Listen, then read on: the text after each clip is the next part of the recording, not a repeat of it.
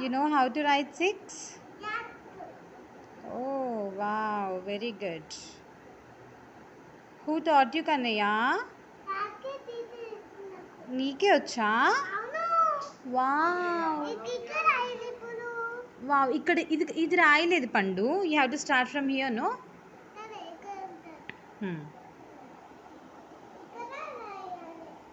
Roy.